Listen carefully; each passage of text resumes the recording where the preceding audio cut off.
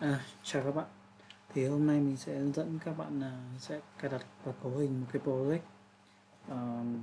project về website tin tức. Thì khi mới đầu các bạn tải về ấy, thì các bạn giải nén ra thì đây là bộ sục của cái project website tin tức này. Đầu tiên ấy, thì các bạn sẽ phải tạo database. Thì các bạn vào file LV này, mở file LV lên ở phần database này. Đây là tên database này, bạn copy tên database này. Cái username và root này khi mình cài trên localhost ấy, thì nó mặc định là tên user là root và database là vấn đề trống này, thì sẽ copy cái tên db này.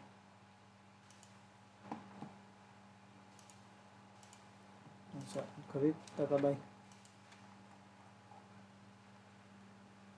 chọn UTF-8 copy, chọn create. Sau là tiếp theo mình sẽ import cái database có sẵn rồi. Thì các bạn cho vào thư mục tin mới nhé, ở database này, cái file tin.sql này thì các bạn import nó vào.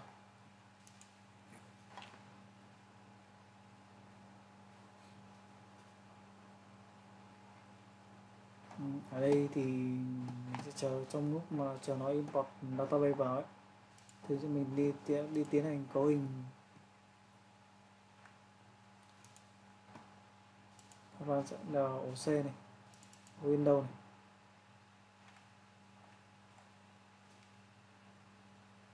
System 32 này,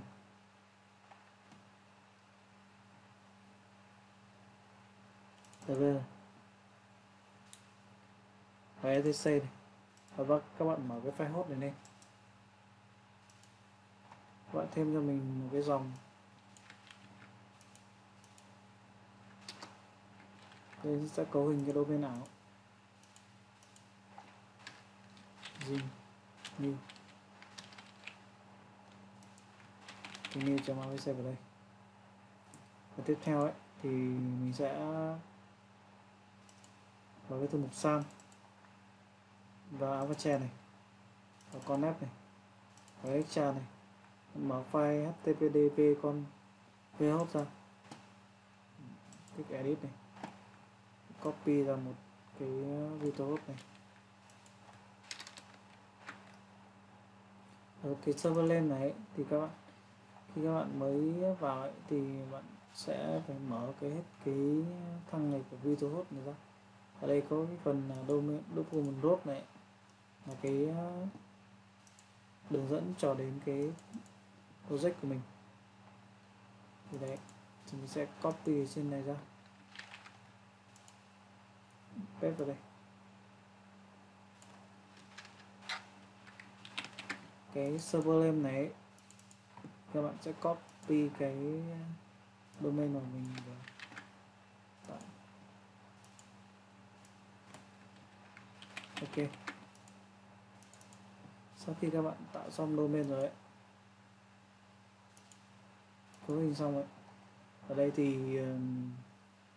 mình đã import thành công cái database bao gồm các cái bảng và dữ liệu.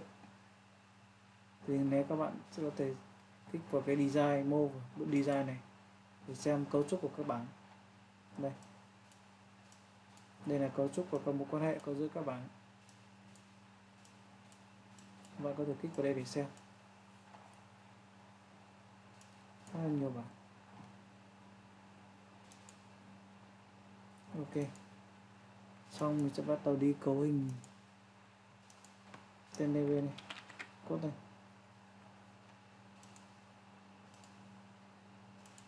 Các bạn sẽ trở vào thư mục project của mình và nhấn chuột phải. Nếu mà các bạn cài git ấy, thì mặc định là nó sẽ có cái git back here này. Còn nếu mà các bạn không cài git ấy, thì các bạn nhấn chuột phải, nhấn shift chuột phải và chọn open pro window here này, thì nó sẽ ra một cái màn hình như này. Ở đây thì mình hay dùng cái thằng git này, nó vừa dễ nhìn mà vừa dễ sử dụng nữa. Thì các bạn chạy câu lệnh này php r design config cache.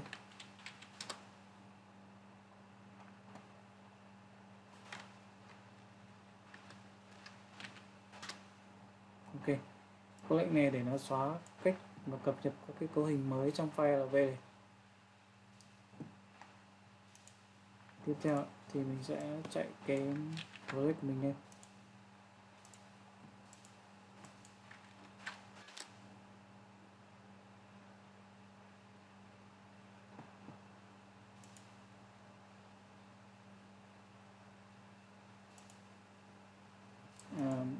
Ở đây sau khi mà các bạn cấu hình xong ấy, thì các bạn phải tiến hành reset cái Apache và cái MySQL này đi.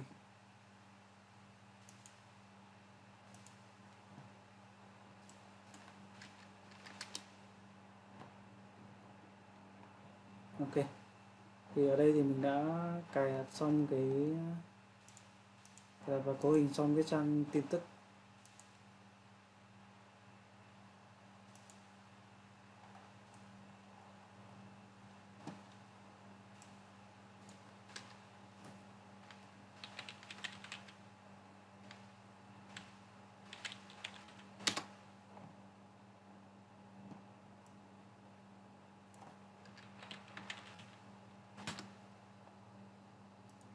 Trang quản trị. Cảm ơn các bạn đã xem video.